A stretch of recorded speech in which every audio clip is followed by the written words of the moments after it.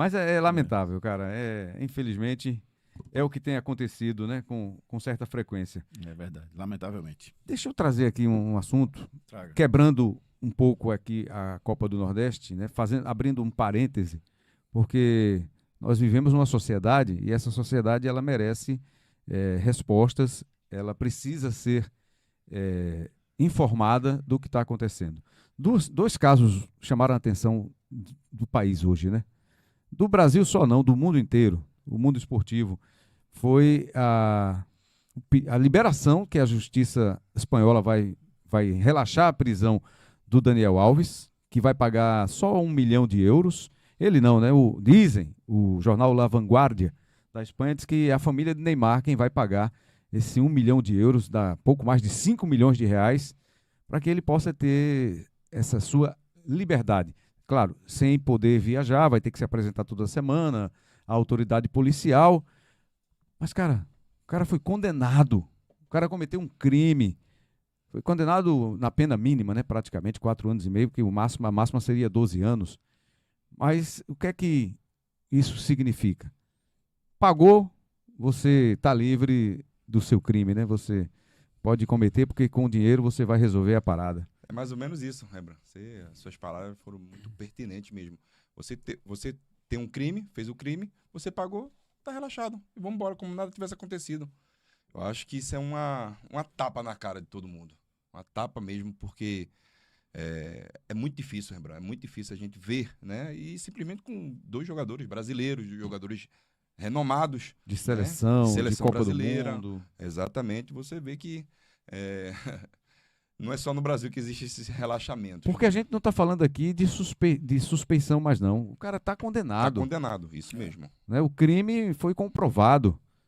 Mas a impunidade pesa bastante, né? Nesse caso. Eu acho, Rembrandt, assim, que essa questão financeira de liberar sob fiança, nesse caso, ela toma um vulto muito grande, porque, assim, está liberando um cara que cometeu um crime, né, de estupro, né, um crime que é um crime hediondo, um crime violentíssimo, e você está liberando porque ele tem dinheiro. Se ele não tivesse dinheiro, Ele não cumprir estaria a pena. liberado. Exatamente. Então, essa distorção no Esse direito, recado que fica, né?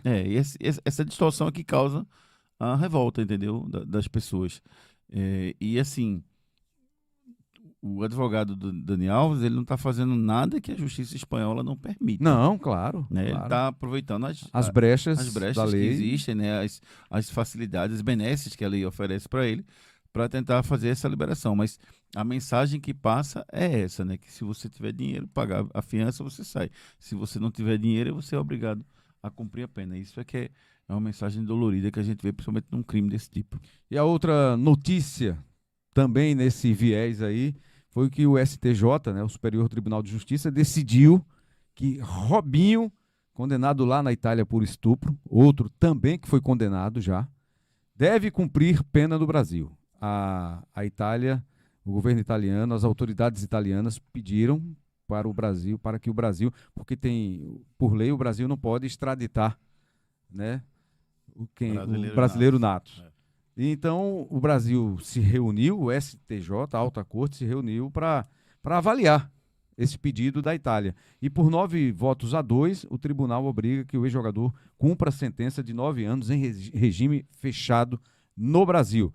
Ainda pode recorrer para chegar ao Supremo Tribunal, mas é outro caso, e a gente viu no domingo, né, ele concedeu uma entrevista exclusiva à Rede Record, e você vê que é uma coisa muito direcionada, né, para posar ali de vítima, de que não era nada daquilo, que aquilo não aconteceu, que aquilo não existiu, e porque só ele que estava sendo punido, né?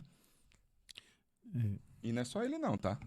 Porque a justiça italiana também pediu, acho que é um amigo dele também É o Falco, Rodrigo Falco. Rodrigo não sei se é Rodrigo, é Falco. É Falco, isso mesmo. Também em ser julgado aqui no Brasil, para cumprir a pena. Então você vê, né? Mas o caso dele ainda está um pouquinho mais atrasado. O do Falco está um pouquinho mais atrasado. Não teve o julgamento final ainda não. Isso, o do Robinho já teve julgamento final, já finalizado lá na Itália. Só que o Robinho, ele quis passar essa imagem, mas assim, Rembrandt, vamos lá. Existe áudios de dentro do carro dele. E impressionante é ele explicar, não, o áudio está fora de contexto, Explicar onde explicar. porque eu estava debochando, porque já era ali uma extorsão, e eu fiz de uma maneira que era para debochar com a pessoa que estava me extorquindo.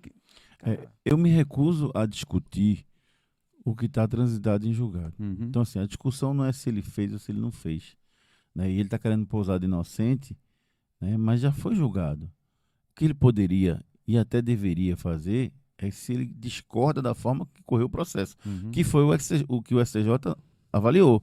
O STJ não avaliou a condenação, o que ele fez ou deixou de fazer, não entrou no mérito da questão. Avaliou se o processo, se o devido processo legal lá na Itália correu de forma que ofereceu a ele o poder da defesa. E segundo o STJ, ofereceu e ele não conseguiu provar a inocência. E por isso foi condenado lá. Então, eu não vou discutir se o Robinho é ou não é, se ele cometeu ou se ele não cometeu. A justiça italiana já decidiu. Então, para mim, ele tem que cumprir a pena, né? Se o STJ acha que deve trazer essa definição de lá para cá, então, para mim, ele tem que cumprir a pena mesmo, né? Ainda vai, infelizmente, eu conversava com o Ricardo aqui, tem algumas benesses da lei, né? Um sexta pena, você já diminui, pode cumprir em casa, enfim. Isso aí é uma coisa que ele vai, com certeza, não vai ficar 9 anos preso. Mas, assim, é uma coisa que a gente precisa dar um basta nisso, lembrando. Precisa dar um basta nisso. Não pode essas coisas estarem acontecendo frequentemente com jogadores brasileiros ou com atletas ou dirigentes ou quem quer que seja, como aconteceu com o Cuca também, né? Teve o caso do Cuca, que foi beneficiado porque o processo dele foi extinguido. Mas até a forma que ele fala é como se realmente ele tivesse participado daquilo lá. Essa última vez que ele falou, né, foi no dia que ele estreou pelo Atlético Paranaense, ele foi naquele momento a gente via ali ele admitindo, Pois é. né, se posicionando, dizendo que a partir daquele momento ele ia agir diferente, seria uma outra pessoa que ia defender, que ia se mostrar, que não sei o quê, para poder trabalhar, porque ele estava sem poder trabalhar. E a justiça suíça extinguiu o processo dele, né? Ele tinha sido condenado, mas algumas falhas no processo fizeram com que o processo fosse extinto e ele não pode mais ser condenado. Não quer dizer que ele foi absolvido, que ele não cometeu o ato, mas ele não pode mais ser condenado. Se ele não pode ser condenado, ele é inocente. É isso. Né? Então, esse foi o ponto. Mas ele teve uma postura, eu gostei da postura dele, muito decente, né? De se posicionar praticamente reconhecendo o erro que cometeu. Fechando parênteses sobre esse assunto, né? A gente não tinha como deixar passar batido, porque é um assunto que interessa, essa questão de punição, ou a falta dela, né? Em alguns casos, no caso das violências das torcidas também é um fato importante, é um assunto importante que a gente tem que trazer, que debater, que insistir, para que as pessoas não esqueçam do que tem acontecido.